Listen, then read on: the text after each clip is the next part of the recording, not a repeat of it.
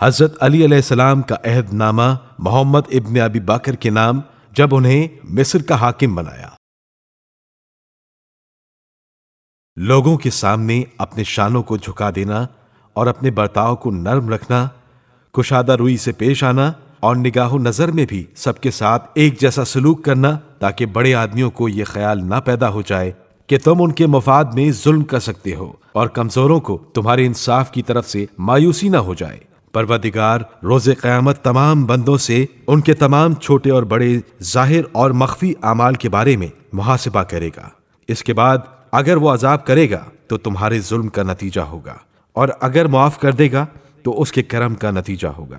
بندگان خدا، یاد رکھو کہ پرہیزگار افراد دنیا اور آخرت کے فوائد لے کر آگے بڑھ گئے۔ وہ اہل دنیا کے ساتھ ان کی دنیا میں شریک رہے، لیکن اہل دنیا ان کی آخرت میں شریک نہ ہو سکے۔ وہ دنیا میں بہترین انداز سے زندگی گزارتے رہے۔ جو سب نے کھایا اس سے اچھا پاکیزہ کھانا کھایا، اور وہ تمام لذتیں حاصل کر لیں جو عیش پرست حاصل کرتے ہیں، اور وہ سب کچھ پا لیا جو جابر اور متکبر افراد کے حصے میں آتا ہے۔ اس کے بعد وہ زیادہ راہ لے کر گئے جو منزل تک پہنچا دے، اور وہ تجارت کر کے گئے جس میں فائدہ ہی فائدہ ہو۔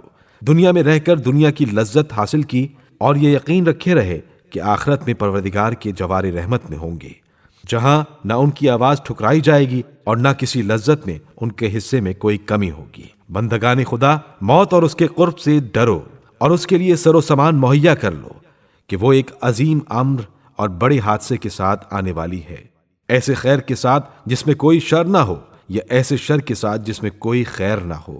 جنت یا جہنم کی طرف ان کے لیے عمل کرنے والوں سے زیادہ قریب تر کون ہو سکتا ہے؟ تم وہ ہو کہ موت جس کا مسلسل پیچھا کیے ہوئے ہے، تم ٹھہر جاؤ گے تب بھی تمہیں پکڑ لے گی، اور فرار کرو گے تب بھی اپنی گرفت میں لے گی۔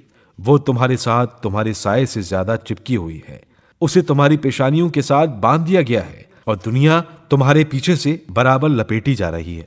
اس جہنم سے ڈرو جس کی گہرائی بہت دور تک ہے، اور اس کی گرمی بے حد شدید ہے، اور اس کا عذاب بھی برابر تازہ بتازہ ہوتا رہے گا۔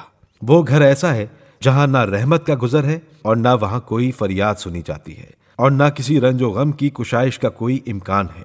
اگر تم لوگ یہ کر سکتے ہو کہ دل میں خوف خدا شدید ہو جائے اور تمہیں اس سے حسن ظن حاصل ہو جائے، تو ان دونوں کو جمع کر لو کہ بندے کا حسن ظن اتنا ہی ہوتا ہے جتنا خوف خدا ہوتا ہے، اور بہترین حسن ظن رکھنے والا وہی ہے جس کے دل میں شدید ترین خوف خدا پایا جاتا ہو۔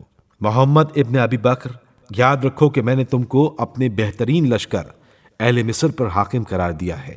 اب تم سے مطالبہ یہ ہے کہ اپنے نفس کی مخالفت کرنا اور اپنے دین کی حفاظت کرنا، چاہے تمہارے لیے دنیا میں صرف ایک ہی ساتھ باقی رہ جائے، اور کسی مخلوق کو خوش کر کے خالق کو ناراض نہ کرنا، کہ خدا ہر ایک کے بدلے کام آ سکتا ہے لیکن اس کے بدلے کوئی کام نہیں آ سکتا۔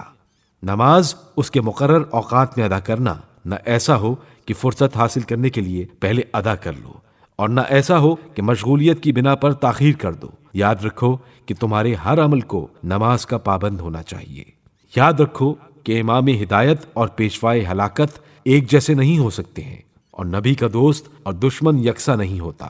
رسول اکرم صلی اللہ علیہ وآلہ وسلم نے خود مجھ سے فرمایا ہے کہ میں اپنی امت کے بارے میں نہ کسی مومن سے خوفزدہ ہوں اور نہ مشرک سے۔ مومن کو اللہ اس کے ایمان کی بنا پر برائی سے روک دے گا، اور مشرک کو اس کے شرک کی بنا پر مغلوب کر دے گا۔ سارا خطرہ ان لوگوں سے ہے جو زبان کے عالم ہوں اور دل کے منافق، کہتے وہی ہیں جو تم سب پہچانتے ہو، اور کرتے وہ ہیں جسے تم برا سمجھتے ہو۔